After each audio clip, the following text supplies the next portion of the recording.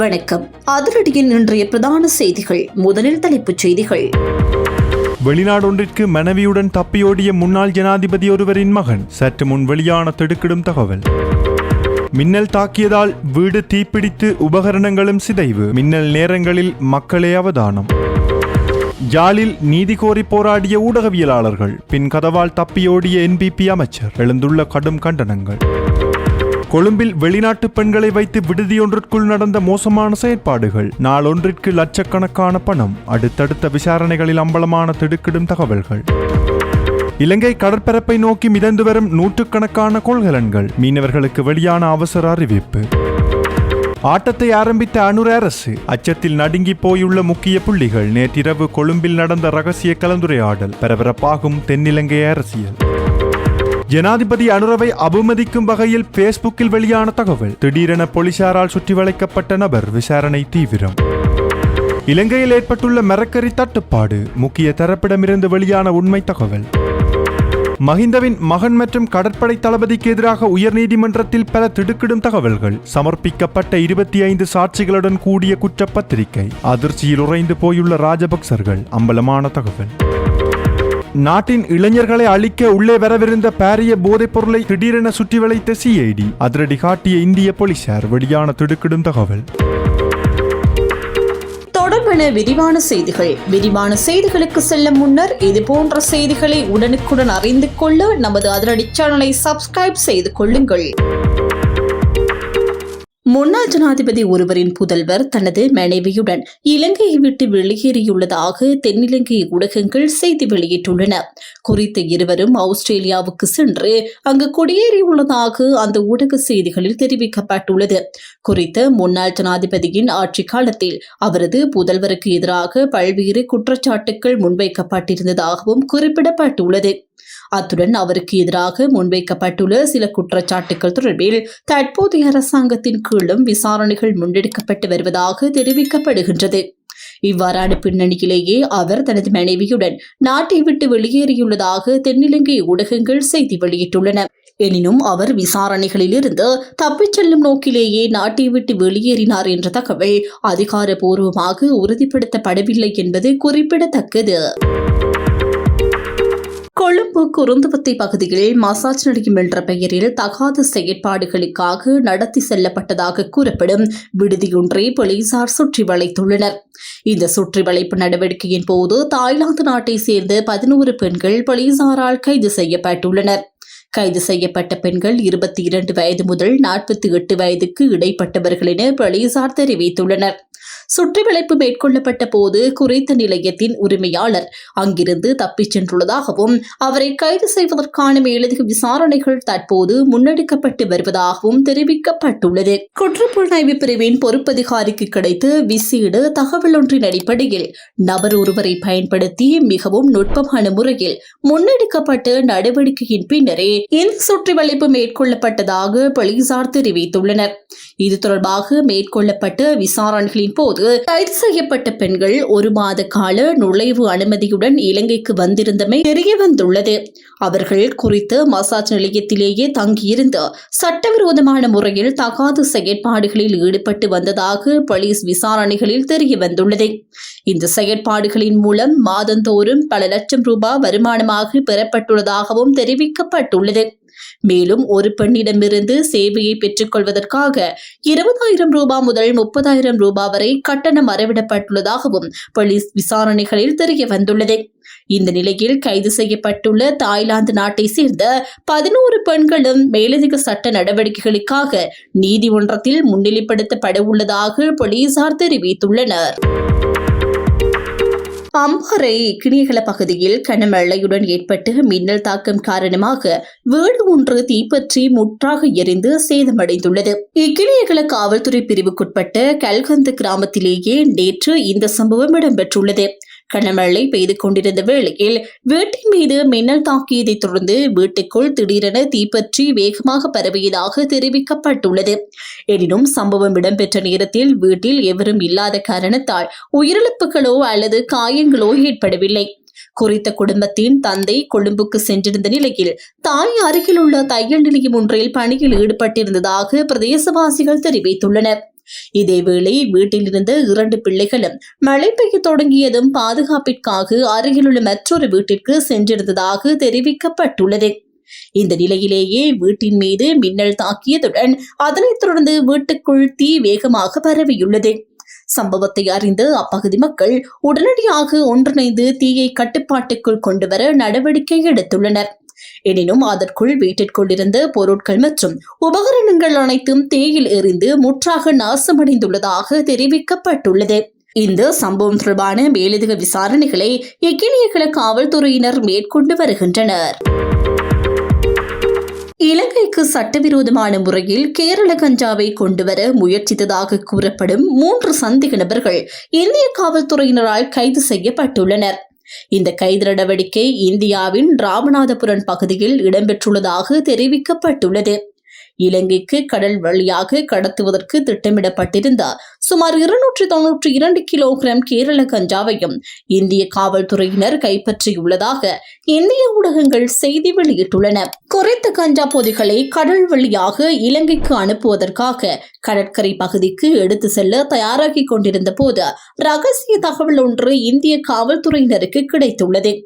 அந்த தகவலின் அடிப்படையில் காவல்துறையினர் மேற்கொண்ட விசேட சோதனை நடவடிக்கையின் போது கஞ்சா கடத்தல் முயற்சி கண்டுபிடிக்கப்பட்டதுடன் அதனுடன் தொடர்புடையதாக கூறப்படும் 3 சந்தேக நபர்களும் கைது செய்யப்பட்டுள்ளனர். இதனையடுத்து கைது செய்யப்பட்ட 3 சந்தேக நபர்களிடமும் மேற்கொள்ளப்பட்ட விசாரணைகளின் போது கைப்பற்றப்பட்ட 292 கிலோகிராம் கேரள கஞ்சாவை கடல் வழியாக இலங்கைக்கு கொண்டு செல்வதற்கு திட்டமிடப்பட்டிருந்ததாக அவர்கள் தெரிவித்துள்ளதாக தகவல்கள் வெளியாகியுள்ளன. ஜனாதிபதியையும் அரசாங்கத்தையும் அவமதிக்கும் வகையிலான முகநூல் பதிவுகளை வெளியிட்டதாக கூறப்படும் குற்றச்சாட்டின் பேரில் காவல்துறை அதிகாரி ஒருவர் கைது செய்யப்பட்டுள்ளார். மத்திய குற்றப்புலனாய்வு பணியக அதிகாரிகள் மேற்கொண்ட விசாரணைகளின் அடிப்படையில் இந்த கைது இடம்பெற்றுள்ளதாக தெரிவிக்கப்பட்டுள்ளது. கைது செய்யப்பட்ட காவல்துறை அதிகாரி கைது செய்யப்படும் நேரத்தில் எம்பிலிப்பட்டிய உதவி சிரேஷ்ட காவல்துறை கண்காணிப்பாளர் அலுவலகத்தில் பணியாற்றி வந்ததாக அதிகாரிகள் தெரிவித்துள்ளனர். மேலும் குறித்த காவல்துறை அதிகாரி பல ஆண்டுகளாக முன்னாள் ஜனாதிபதி மஹிந்த ராஜபக்சவின் பாதுகாப்பு பிரிவிலும் உறுப்பினராக கடமையாற்றி இருந்ததாக தகவல்கள் வெளியாகியுள்ளன. ஜனாதிபதி மற்றும் அரசாங்கத்தை அவமதிக்கும் வகையில் குறித்த அதிகாரி முகநூலில் பதிவுகளை வெளியிட்டதாக கூறப்படும் குற்றச்சாட்டு தொடர்பில் தற்போது மேலதிக விசாரணைகள் தொடர்ந்து முன்னெடுக்கப்பட்டு வருகின்றன. இந்த நிலையில் விசாரணைகளின் அடிப்படையில் தண்டனை சட்டத்தின் பொருத்தமான விதிகளின் கீழ் சந்தேக நபருக்கு எதிராக சட்ட நடவடிக்கை எடுக்கப்பட உள்ளதாக அதிகாரிகள் தெரிவித்துள்ளனர். கொழும்பு துறைமுகத்திற்கு மேற்கே சுமார் 17 கடல் மைல் தொலைவில் உள்ள கடற்பரப்பில் வர்த்தக கப்பல் ஒன்றிலிருந்து 17 காலியான சரக்கு கொள்கலன்கள் கடலில் விழுந்து மிதந்து வருவதாக கடற்தொழில் மற்றும் நீரியல் வளங்கள் திணைக்களம் அறிவித்துள்ளது. இந்த சம்பவம் வடகட்ட ரேகை 6 பாகை 54 நிமிடம் மற்றும் கிழக்கு தெற்கு ரேகை 079 பாகை 32 நிமிடத்திற்கு அருகிலுள்ள கடற்பரப்பில் இடம்பெற்றுள்ளதாக தெரிவிக்கப்பட்டுள்ளது. தற்போது நிலவும் கடல் நீரோட்டத்தின் அடிப்படையில் கடலில் மிதந்து வரும் இந்த கொள்கலன்கள் பேருவளை நேர்கொழும்பு வழியாக புத்தளம் வரையிலான கடலோர பகுதிகளை நோக்கி நகர்ந்து கரையொதுங்குவதற்கான சாத்தியம் அதிகமாக இருப்பதாக அதிகாரிகள் தெரிவித்துள்ளனர். இதன் காரணமாக குறித்த கடற்பகுதிகளில் மீன்பிடி நடவடிக்கைகளில் ஈடுபட்டுள்ள பல நாள் மீன்பிடி படகுகள் மற்றும் சிறிய மீன்பிடி படகுகளில் பயணிப்போர் மிகுந்த அவதானத்துடனும் எச்சரிக்கையுடனும் செயல்படுமாறு அறிவுறுத்தப்பட்டுள்ளனர்.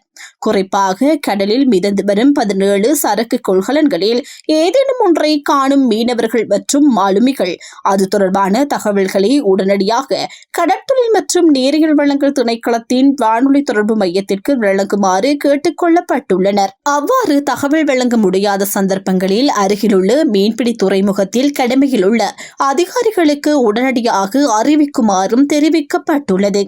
மேலும் கடலில் மிதந்து வரும் இந்த கொள்கலன்கள் கடற்கரையிலோ அல்லது வேறு ஏதேனும் பகுதிகளிலோ தென்பட்டால் அது தொடர்பில் உடனடியாக கடற்தொழில் மற்றும் நீரியல் வளங்கள் திணைக்களத்தின் வானொலி செய்தி மையத்திற்கோ அல்லது அருகிலுள்ள மீன்பிடி துறைமுக அதிகாரிகளுக்கோ தகவல் வழங்குமாறு பொதுமக்களுக்கு கடற்தொழிலாளர்களும் கேட்டுக் கொள்ளப்பட்டுள்ளனர்.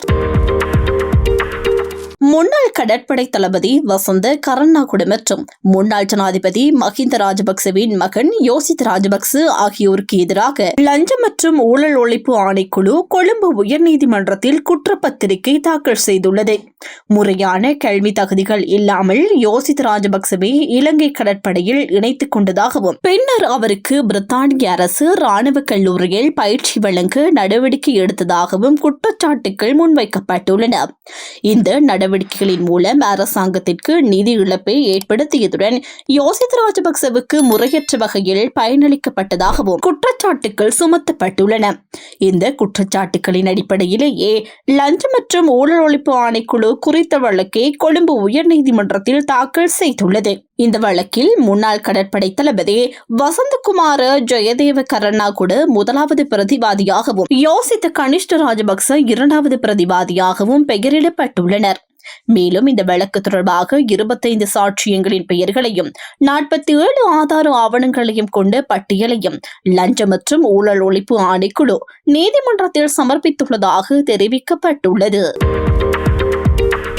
கொழும்பு 7 பகுதியில் அமைந்துள்ள பத்திரிகை அலுவலகம் ஒன்றில் நேற்று இரவு ரகசிய பேச்சுவார்த்தையொன்று நடைபெற்றுள்ளதாக தகவல்கள் வெளியாகியுள்ளன. முன்னாள் அமைச்சர் டிரான் அலசுவுக்கு சொந்தமான அலுவலகத்திலேயே இந்த கலந்துரையாடல் நடைபெற்றதாக தெரிவிக்கப்படுகின்றது. இந்த சந்திப்பில் உதயகம்மன்பில, விமல் வீரவன்ச, தயாஸ்ரீ ஜெயசேகர உள்ளிட்டவர்களுடன் மேலும் 4 அல்லது 5 பேர் கலந்து கொண்டதாக கூறப்படுகின்றது. அதேவேளை சந்திப்பில் கலந்து கொண்டதாக கூறப்படும் சிலர் தங்களை அடையாளம் காண முடியாத வகையில் வெளிச்சம் குறைந்த பகுதியில் தங்களது வாகனங்களை நிறுத்திவிட்டு அலுவலகத்திற்குள் சென்றதாகவும் தெரிவிக்கப்படுகின்றது. இதன் காரணமாக அவர்களை சரியாக அடையாளம் காண முடியவில்லை என்றும் கூறப்படுகின்றது. இந்த சந்திப்பு எதற்காக நடத்தப்பட்டது, அதில் என்ன விடயங்கள் கலந்துரையாடப்பட்டன என்பது தொடர்பான உறுதியான தகவல்கள் இதுவரை வெளியாகவில்லை. டிரான் அலஸ் அரசாங்கம் மற்றும் எதிர்க்கட்சி என பல்வேறு அரசியல் தரப்பினருடன் தொடர்புகளை பேணி வருபவர் என்ற விமர்சனங்கள் கடந்த காலங்களிலும் முன்வைக்கப்பட்டுள்ளன. ஜனாதிபதி அனுர்குமார் திசாநாயக்க தலைமையிலான அரசாங்கம் ஆட்சிக்கு வந்த பின்னர் இந்த அரசியல் நிலைமைகளில் மாற்றங்கள் ஏற்படும் என எதிர்பார்க்கப்பட்ட போதிலும் அவ்வாறான மாற்றங்கள் இடம்பெறவில்லை என விமர்சனங்களும் முன்வைக்கப்படுகின்றன. மேலும் டிரான் அரசுக்கு எதிராக நாட்டிற்கு பல மில்லியன் டாலர் இழப்பை ஏற்படுத்தியதாகவும் கொஸ்கொட சுஜி மற்றும் கரந்தனிய சுதா போன்று ஒழுங்கமைக்கப்பட்ட குற்றச் செயல்களுடன் தொடர்புபடும் நபர்களுடன் அவருக்கு தொடர்புகள் இருந்ததாகவும் பல்வேறு குற்றச்சாட்டுகள் முன்வைக்கப்பட்டுள்ளன. எனினும் அவை குற்றச்சாட்டுகளாகவே முன்வைக்கப்பட்டுள்ளன என்பது குறிப்பிடத்தக்கது. டிரான் அலசின் பத்திரிகை அலுவலகத்தில் மாலை 6:43 அளவில் இந்த சந்திப்பு இடம்பெற்றதாகவும் சுமார் 17 பேர் வரை அங்கு வருகை தந்ததாகவும் தகவல்கள் தெரிவிக்கின்றன. அதேவேளை டிரான் அலஸ் ஒரு சந்தர்ப்பத்தில் ஜனாதிபதி அனுர்குமார் திசாநாயக்க தரப்புடனும் மற்றொரு சந்தர்ப்பத்தில் நாமல் ராஜபக்ச உள்ளிட்ட அரசியல் தரப்பினருடனும் தொடர்புகளை பேணி வருவதாக விமர்சனங்கள் முன்வைக்கப்பட்டுள்ளன. அனைத்து அரசியல் தரப்பினருடனும் நெருக்கமான தொடர்புகளை பேணுவதன் மூலம் தனது தனிப்பட்ட நோக்கங்களை நிறைவேற்ற கொள்ள அவர் முயற்சிப்பதாகவும் விமர்சகர்கள் குற்றம் சாட்டியுள்ளனர். படுகொலை செய்யப்பட்ட ஊடகவியலாளர்களுக்கு நீதி கோரி போராட்டத்தில் ஈடுபட்ட ஊடகவியலாளர்களை ஊடக பிரதி அமைச்சர் சந்திக்க மறுத்ததன் மூலம் தற்போதைய அரசாங்கம் ஊடகவியலாளர்களுக்கு நீதியை பெற்றுத்தரப் போவதில்லை என்பது தெளிவாகியுள்ளதாக யாழ் ஊடக அமையத்தின் தலைவர் கே செல்வகுமார் சுட்டிக்காட்டியுள்ளார். படுகொலை செய்யப்பட்ட ஊடகவியலாளர்களுக்கு நீதி கோரி யாழ்ப்பாண மாவட்ட செயலகத்திற்கு முன்பாக ஊடகவியலாளர்கள் முன்னெடுத்த கவனஈர்ப்பு போராட்டத்தின் போது ஊடகங்களுக்கு கருத்து தெரிவிக்கையிலேயே அவர் இதனை தெரிவித்தார். தங்களுடன் இணைந்து பணியாற்றிய 39 ஊடகவியலாளர்கள் படுகொலை செய்யப்பட்டுள்ள நிலையில் இதுவரை ஆட்சியில் இருந்த எந்த அரசாங்கமும் அந்த சம்பவங்கள் தொடர்பான விசாரணைகளை உரிய முறையில் முன்னெடுக்கவில்லை என குற்றம் சாட்டியுள்ளார். தற்போதைய அரசாங்கம் ஆட்சிக்கு வந்து 2 ஆண்டுகள் கடந்துள்ள நிலையிலும் படுகொலை செய்யப்பட்ட ஊடகவியலாளர்கள் தொடர்பான விசாரணைகள் துரிதப்படுத்தப்படவில்லை என்றும் அதனை கண்டித்தே விசாரணைகளை விரைவுபடுத்துமாறு கோரி கவனஈர்ப்பு போராட்டத்தை முன்னெடுத்ததாகவும் அவர் தெரிவித்தார். கடந்த காலங்களில் அதே கோரிக்கையை முன்வைத்த போது ஊடக அமைச்சர்கள் தங்களை சந்தித்து ஊடகவியலாளர்களின் பிரச்சினைகள் மற்றும் படுகொலைகள் தொடர்பான விசாரணைகள் குறித்து கலந்துரையாடியதாகவும் அவர் குறிப்பிட்டார். எனினும் தற்போதைய ஊடக பிரதி அமைச்சர் போராட்டத்தில் ஈடுபட்ட ஊடகவியலாளர்களை சந்திக்க மறுத்ததாகவும் கே செல்வகுமார் குற்றம் சாட்டினார். மேலும் மாவட்ட செயலகத்தின் பிரதான நுழைவாயிலுக்கு அருகில் போராட்டத்தில் ஈடுபட்டிருந்த ஊடகவியலாளர்களை அங்கிருந்து அப்புறப்படுத்துமாறு மாவட்ட செயலாளர் போலீசாருக்கு அறிவுறுத்தியதாகவும் அவர் குற்றச்சாட்டை முன்வைத்தார். ஊடகவியலாளர்கள் எதிர்கொண்ட வழிகளையும் அவர்களது கோரிக்கைகளையும் மாவட்ட செயலாளர் அறிந்திருந்த போதிலும் இவ்வாறான நடவடிக்கை மேற்கொள்ளப்பட்டமே வேதனை அளிப்பதாகவும் அவர் தெரிவித்தார். தற்போதைய அரசாங்கம் ஆட்சிக்கு வந்ததற்கு முன்னர் ஊடகவியலாளர்களின் படுகொலைகள் தொடர்பான விசாரணைகளை மீண்டும் முன்னெடுத்து நீதியை நிலைநாட்டுவதாக உறுதியளித்திருந்ததாகவும் ஆனால் அந்த வாக்குறுதிகள் இதுவரை நிறைவேற்றப்படவில்லை என்றும் அவர் குற்றம் சாட்டினார். அத்துடன் மாவட்ட செயலகத்திற்கு வெளியே ஊடகவியலாளர்கள் நீதி கோரி போராட்டத்தில் ஈடுபட்டிருந்த அதே வேளையில் மாவட்ட செயலகத்திற்குள் சில ஊடகவியலாளர்களை மாத்திரம் அழைத்து செயலமர்வு நடத்தப்பட்டதாகவும் அவர் தெரிவித்தார். உண்மையான ஊடக செயலமர்வாக இருந்திருந்தால் அனைத்து ஊடகவியலாளர்களுக்கும் அதில் பங்கேற்பதற்கான வாய்ப்பு வழங்கப்பட்டிருக்க வேண்டும் என்றும் ஊடகவியலாளர்களின் கருத்துக்களையும் பிரச்சினைகளையும் கேட்பதற்கு அரசாங்கம் தயாராக இல்லை என்பதையே தற்போதைய நடவடிக்கைகள் காட்டுவதாகவும் கே. செல்வகுமார் குற்றம் சாட்டினார். எத்தகைய சூழ்நிலை ஏற்பட்டாலும் படுகொலை செய்யப்பட்ட ஊடகவியலாளர்களுக்கு நீதி கிடைக்கும் வரை தமது போராட்டங்கள் தொடரும் என்றும் யாழ் ஊடக அமையத்தின் தலைவர் கே. செல்வகுமார் வலியுறுத்தியுள்ளார். இலங்கையில் எதிர்வரும் காலங்களில் கடுமையான மரக்கறி தட்டுப்பாடு ஏற்படும் அபாயம் காணப்படுவதாக வர்த்தக சங்கங்களின் பிரதிநிதிகள் எச்சரிக்கை விடுத்துள்ளனர். நாட்டில் தற்போது நிலவும் கடுமையான வறட்சியான காலநிலை மற்றும் உரத்தட்டுப்பாடு காரணமாகவே இந்த நிலைமை ஏற்படக்கூடும் என அவர்கள் சுட்டிக்காட்டியுள்ளனர். இது தொடர்பில் தம்புள்ளை பொருளாதார மத்திய நிலையத்தின் வர்த்தக சங்க தலைவர் சி. கே. ஸ்ரீவர்த்தன ஊடகங்களுக்கு தகவல் வெளியிட்டுள்ளார். அதன்படி அண்மைய நாட்களில் தம்புள்ளை பொருளாதார மத்திய நிலையத்திற்கு நாளாந்தம் கிடைக்கும் மரக்கறிகளின் அளவு சுமார் 2 லட்சம் கிலோகிராம்களால் குறைந்துள்ளதாக அவர் தெரிவித்துள்ளார். முன்னதாக நாளாந்தம் சுமார் 6 லட்சம் கிலோகிராம் மரக்கறிகள் மத்திய நிலையத்திற்கு கிடைத்து வந்த நிலையில் தற்போது அந்த அளவு 4 லட்சம் கிலோகிராம்களாக குறைந்துள்ளது. இந்த நிலைமை காரணமாக சந்தையில் 1 கிலோ கரிமிளகாய் 500 ரூபாய் முதல் 550 ரூபாய் வரையான விலையிலும் 1 கிலோ கேரட் 230 ரூபாய் முதல் 250 ரூபாய் வரையான விலைகளிலும் விற்பனை செய்யப்படுவதாக தெரிவிக்கப்பட்டுள்ளது. அத்துடன் 1 கிலோ கத்தரிக்காய் 350 ரூபாவுக்கும் 1 கிலோ முருங்கைக்காய் 150 ரூபாய் முதல் 200 ரூபாய் வரையான விலையிலும் 1 கிலோ பூசணிக்காய் 115 ரூபாவுக்கும் சந்தையில் விற்பனை செய்யப்படுவதாக சி. கே. ஸ்ரீவர்த்தன மேலும் தெரிவித்துள்ளார். இதேவேளை தற்போது நிலவும் வறட்சியான காலநிலை காரணமாக குளங்கள் மற்றும் நீர்த்தேக்கங்களில் நீர்மட்டம் கடுமையாக குறைந்துள்ளதாக மெனிங் சந்தை வர்த்தகர்கள் சங்கத்தின் முன்னாள் தலைவர் SM உபசேன தெரிவித்துள்ளார். இதன் காரணமாக மரக்கறி பயிர்ச்செய்கையை மேற்கொள்வதற்கு விவசாயிகள் தயக்கம் காட்டி வருவதாகவும் அவர் குறிப்பிட்டுள்ளார். அதேவேளை பொதுமக்களிடம் பணப்புழக்கம் குறைந்துள்ளதால் அத்தியாவசிய பொருட்களை கொள்வனவு செய்வதற்கு கூட போதுமான பணம் இல்லாத நிலை காணப்படுவதாகவும் அவர் தெரிவித்துள்ளார். இந்த நிலைமை காரணமாகவே மரக்கறிகளின் விலைகள் உடனடியாக மேலும் அதிகரிக்காமல் இருப்பதாகவும் சுட்டிக்காட்டப்பட்டுள்ளது. எனினும் சந்தையின் தேவையை பூர்த்தி செய்யும் அளவுக்கு மேலதிக மரக்கறி கையிருப்புகளை பேண முடியாத நிலை தற்போது ஏற்பட்டுள்ளது.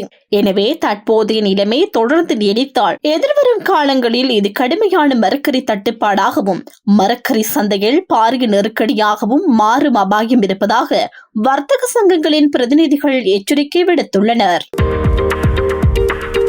இத்துடன் அதிரடியின் இன்றைய பிரதான செய்திகள் நிறைவடைகின்றன. எமது செய்தி தொடர்பான உங்களுடைய கருத்துக்களை மறக்காமல் கமெண்டில் பதிவிடுங்கள். மேலும் இது போன்ற செய்திகளை உடனுக்குடன் அறிந்து கொள்ள நமது அதிரடி சேனலை சப்ஸ்கிரைப் செய்து தொடர்ந்து இணைந்திடுங்கள்.